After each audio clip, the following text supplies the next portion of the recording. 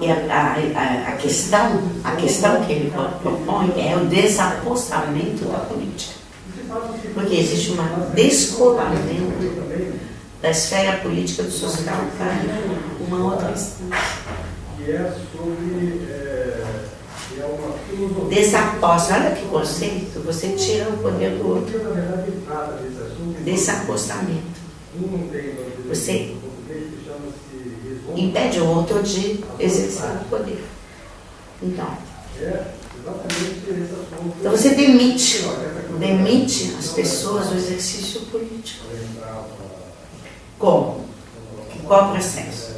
Demitimos está associado aos atores. A abstenção é o significado de tirar a presença, abster, desapostamento. Tirar o poder dele, tirar a presença, abstenção, tirar a presença, desapostar, tirar o poder. Se realiza pela delegação. Como é que você faz isso? Delega o poder. É um fundamento importante para a compreensão da ciência política. Como é que você pode entender a ciência política? Pelo desapostamento.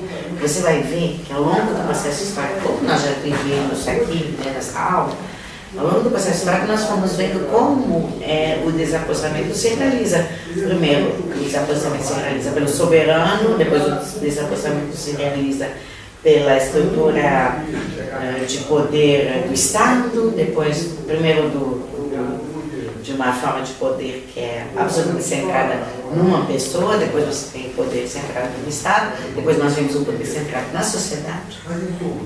Então, como é que você... O que está acontecendo hoje é um desapostamento da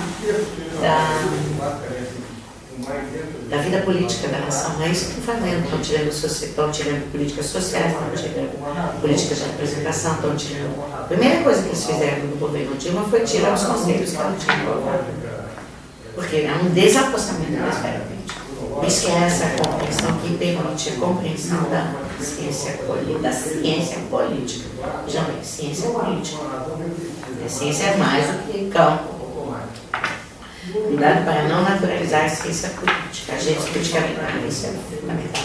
Aí ele fala assim, existem nesse campo, aí ele vai definir os atores. Define, existem nesse campo dominantes e dominados. Politicamente ativos e politicamente passivos.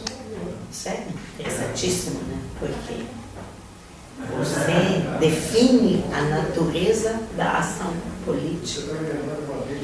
Porque agora está focando nos atores, está dizendo, olha,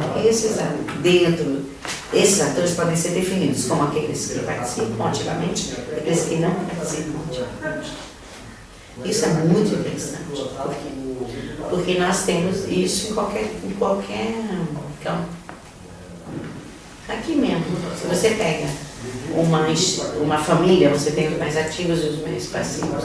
Se você pega uma instituição, tem pessoas mais ativas e pessoas mais passivas. Então, essa percepção da atividade, da participação. Não gosto muito do sentido de participação.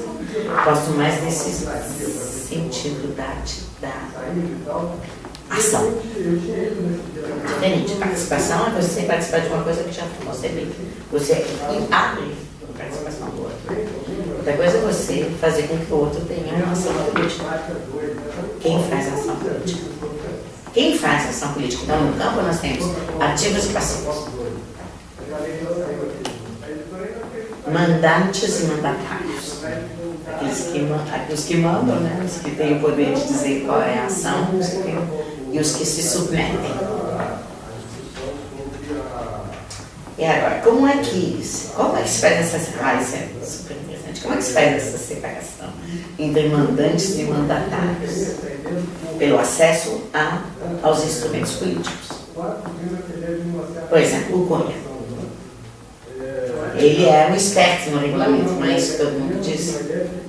Por quê? Porque ele domina os instrumentos políticos. Então, essa percepção dos instrumentos políticos também é muito importante. Quais são os processos? São os instrumentos políticos. Quais são os processos da ação política? Quais são os atores? Veja bem como ele está montando a estrutura de pensamento dele. Ele define os atores, passivos e ativos, mandantes e mandatários. E ele vai ver, então, também a dimensão dos processos. Processo de dominação como? Pela estrutura, pela dominação dos instrumentos jurídicos. Dominação dos instrumentos jurídicos e práticas do campo.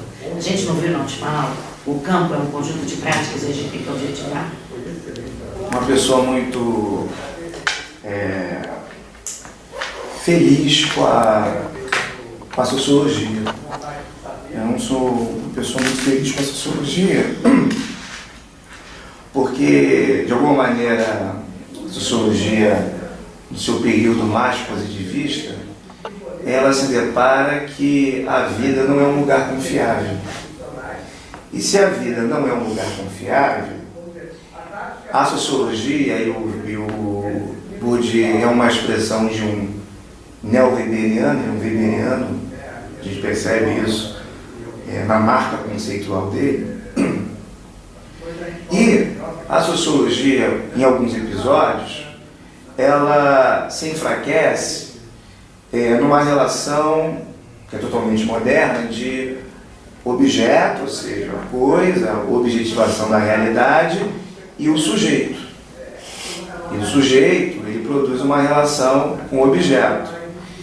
Mas o que me parece que alguns autores, e aí eu vou fazer um movimento para pensar Sócrates, vou pensar Sócrates, Gramsci e o Bourdieu.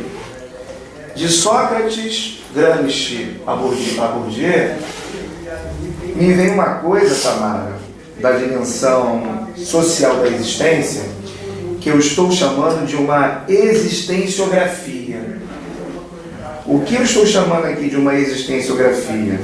Existem autores, assim como Sócrates, Rosa Luxemburgo e Gramsci, o que me parece que a vida social deles, Paulo, a vida cultural deles, a vida do espírito e pensar, é muito mais forte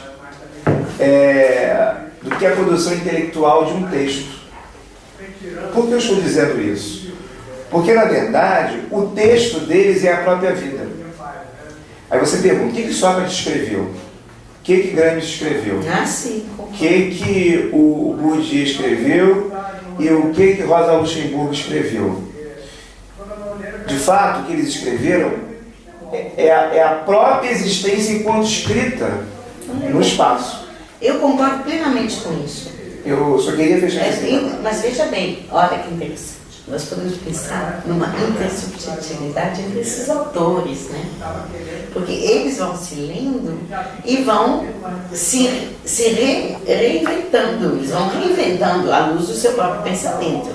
Por isso que eles são importantes. Mas eu prefiro, mas é isso. Existenciografia é um conceito que pode dialogar com o conceito de cartografia da ação, com a categoria cartografia da ação.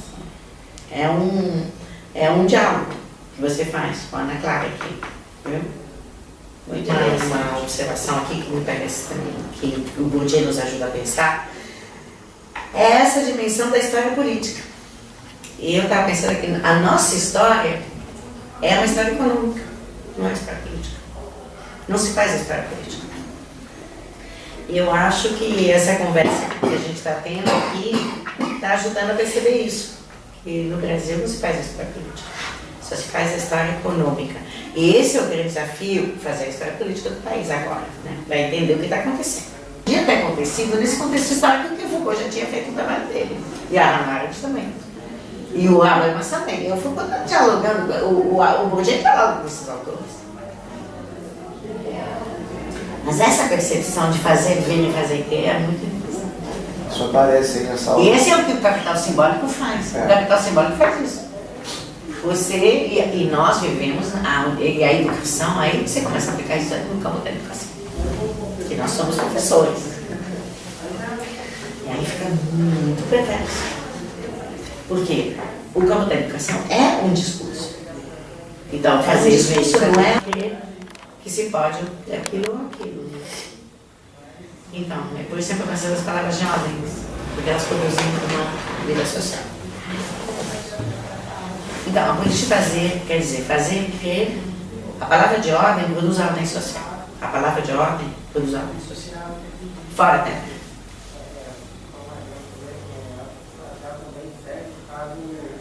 Grupos de agentes responsáveis politicamente.